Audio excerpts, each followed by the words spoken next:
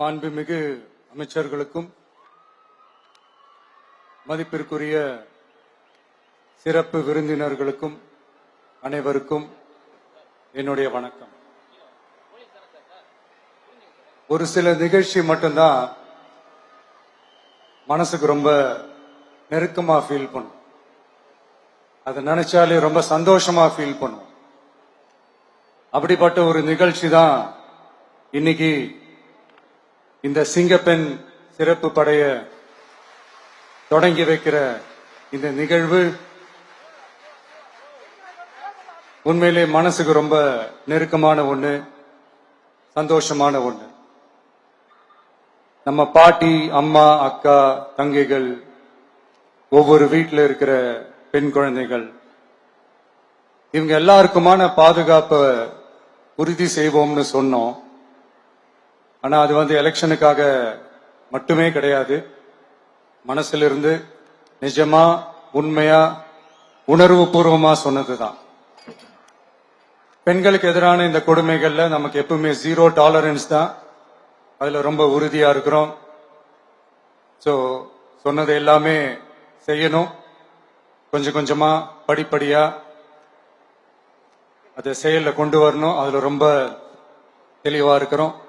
அதனாலதான் ஆட்சிக்கு வந்த உடனே இந்த குறைஞ்ச நாட்களுக்குள்ளேயே இதை நடைமுறைக்கு கொண்டு வந்திருக்கிறோம். தமிழ்நாட்டில் இருக்கிற பெண்கள், பெண் குழந்தைகள் எல்லாருமே பாதுகாப்பா, தன்னம்பிக்கையோடு இருக்கணும். அதுக்கான முதல் கட்டம் தான் இந்த ஸ்டெப்.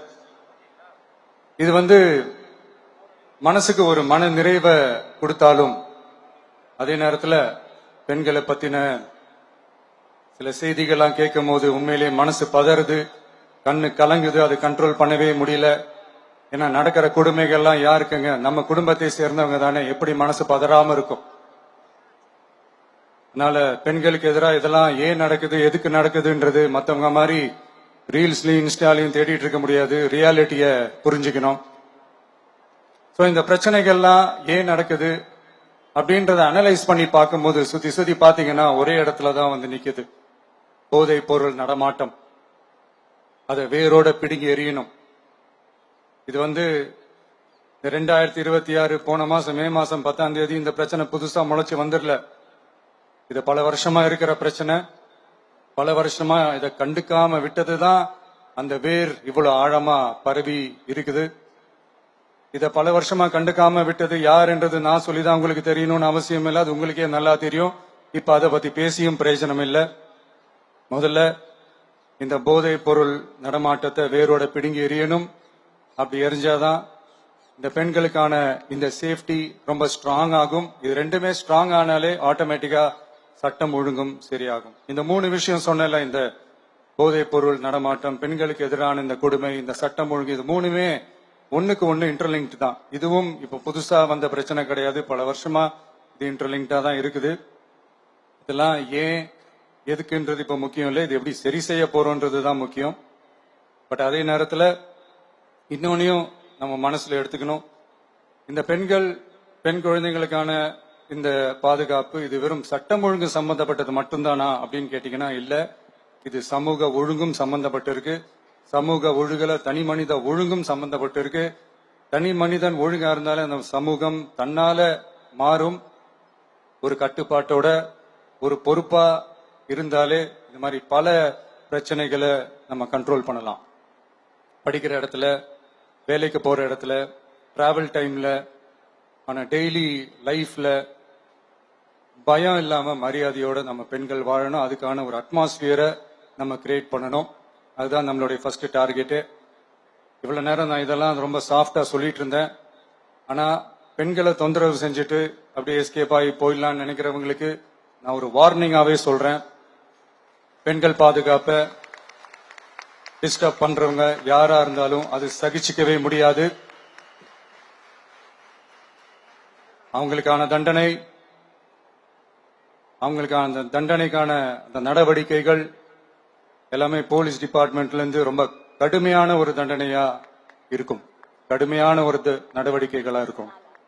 அந்த தண்டனை, அவங்களுக்கான அந்த சார்ஜ் ஷீட் எல்லாமே ரொம்ப ஃபாஸ்டா, ஸ்பீடா அது செயல்படுத்தப்படும். என்ன ஒண்ணு, அந்த ஸ்பீட்ல நிரபராதிகள் யாரும் தண்டிக்கப்பட்டிருக்கூடாது. இதையும் காவல் அதிகாரிகள் மைண்ட்ல எடுத்துக்கணும். தப்பு செஞ்சவங்களுக்கு மட்டுமே அந்த உண்மையான கடுமையான தண்டனை கோர்ட் மூலியமா வாங்கி தரணும். அப்பதான் அதை பார்த்து தப்பு செய்ய நினைக்கிறவங்களுக்கு கூட தப்பு செய்யக்கூடாதுன்ற அந்த ஒரு பயம் வரணும். இந்த சிங்கப்பெண் சிறப்பு படைக்காக நம் அரசு சார்பாக முதற்கட்டமாக 354 கோடிக்கு மேல நிதி ஒதுக்கப்பட இருக்கு. இந்த திட்டத்தோட இரண்டாவது கட்டமா இந்த படைக்காக மட்டுமே 2500 புதிய பணியிடங்கள் உருவாக்கப்பட உள்ளது.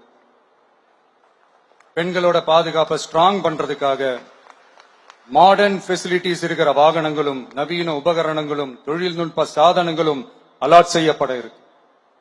ஆல்ரெடி உமன் சேஃப்டிக்காக செயல்படுற அமைப்புகளுக்கு அடிஷனல் ஸ்ட்ரென்த் அண்ட் சப்போர்ட்டா இந்த சிங்கப்பெண் படை செயல்படுங்கிறத மீண்டும் வலியுறுத்தி சொல்ல விரும்புறேன்.